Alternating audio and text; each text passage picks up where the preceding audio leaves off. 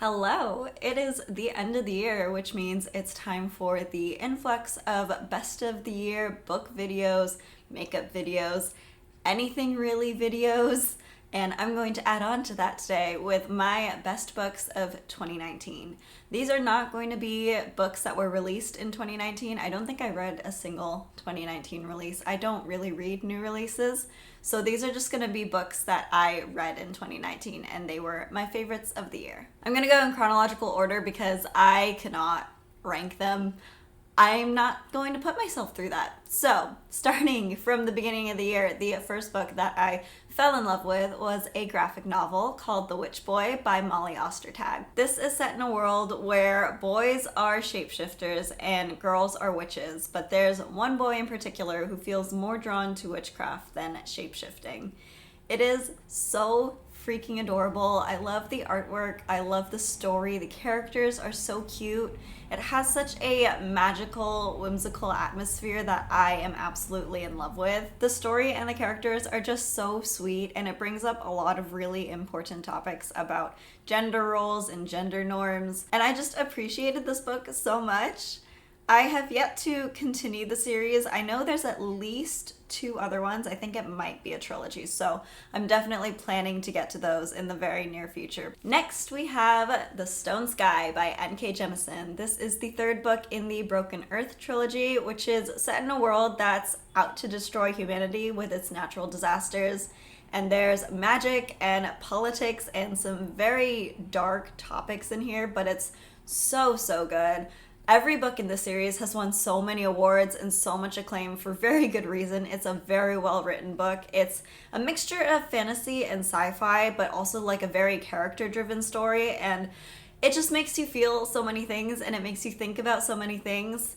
The first couple books, I will say, are very confusing, and I was very frustrated with them, honestly, because I am someone who likes having answers to things.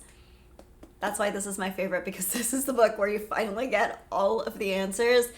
It was exactly what I was waiting for. You delve in a lot more to the fantasy sort of world. It's not really a fantasy world. It's like the past and how everything got to be where it is. And it's just so interesting and so good. It was a great conclusion to a great series. I definitely cried, and I would highly recommend it. Speaking of series, the next book to make it on this list is The Poppy War by R.F. Kuang. This is about a girl who attends the most prestigious military school in the land, and during her time there, her land actually ends up going to war. This is an East Asian inspired fantasy with a lot of violence, which if you've seen any reviews for this book, it's one of the main things that people mention because it is very graphic. However, if you can handle that, the world building and the character development are spot on. They are so incredible. I may be biased being Asian and loving seeing Asian inspired fantasy lands, but I think it was just built so well. The author took a bunch of notes from Chinese history and included it in her story, which is where a lot of the violent aspects come from, but it makes it very grounded and very real. The characters are all very flawed. They have a lot of problems, but they also seem so real and so human. Basically, this book just feels very realistic. I mean, as realistic as you can get with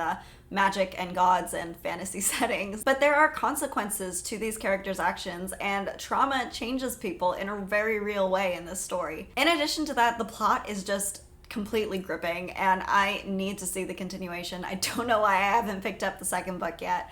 I need to get on that. And then taking a complete 180 from The Poppy War, my next book on the list is The Graveyard Book by Neil Gaiman. This is a middle grade book, and it follows a boy whose family is murdered and he ends up being raised by the ghosts of the local graveyard. While that is a very dark start, the majority of this book is very lighthearted and whimsical. It is a middle grade book, so it feels very light. What I loved about this book the most was the atmosphere. Neil Gaiman does such a good job of building atmosphere, and it also helps that I was listening to the full audio cast version, and it was a very dark and dreary rainy day outside when I listened to it, so I was already in the mood for a sort of spooky yet lighthearted read. The tone of the writing is so whimsical and mysterious, and it's really just like a quaint little story following a little boy as he grows up and he learns life lessons, but with the added little twist that he's living in a graveyard and everyone he knows are ghosts. There is a huge cast of characters that are all so lovable, and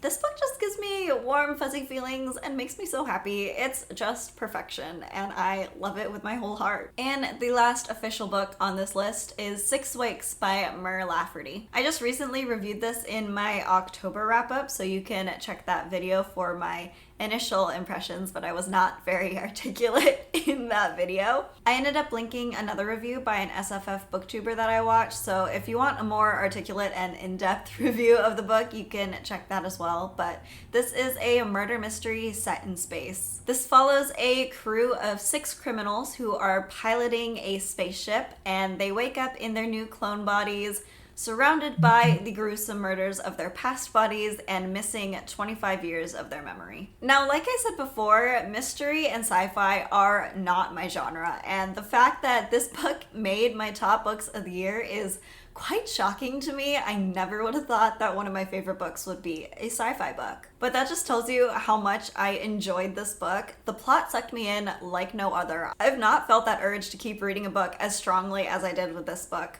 I did not want to put it down. I didn't want to go to bed. I had to go to bed. It was very, very late at that point and I needed to go to bed. But I didn't want to. I wanted to keep going in this story. Each of these characters are so deeply flawed. I mean, they're criminals, so obviously there's something going on there. And the fact that you get to explore all of them in depth is just so satisfying and so interesting. And though I'm not very used to reading about books set in space or on spaceships, I did not find it confusing or detracting at all from the story. This book was honestly such a ride and kept me so engaged the whole time, and I very much enjoyed it. Those are my official top 5 books of the year, but I did want to squeeze in one honorable mention, and that's Howl's Moving Castle by Diana Wynne Jones. I'm calling this an honorable mention because it is a reread for me, and I still love it. I loved it when I first read it. I don't know, when I was like 10 or 11, and I still love it now. It's about a girl named Sophie who doesn't really think very highly of herself, and she ends up getting cursed by a witch to look like an old lady. So in order to try and get herself reverted back to normal, she goes to work for the local wizard who doesn't have the best reputation. Similar to the Graveyard book, this book just makes me so happy.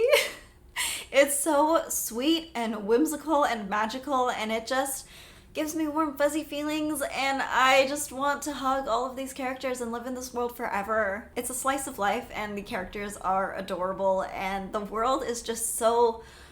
I have no words for it. It's...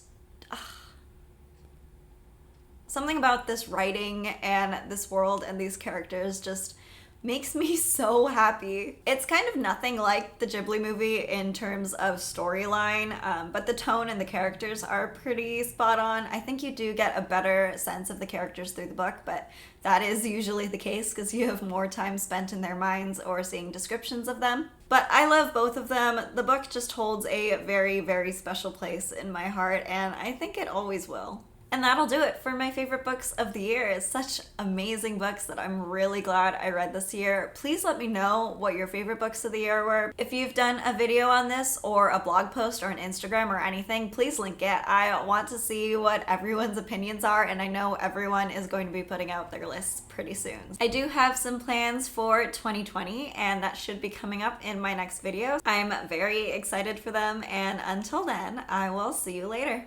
Bye! Yes, I am in a blanket whenever I record. It is cold, and I like being cozy.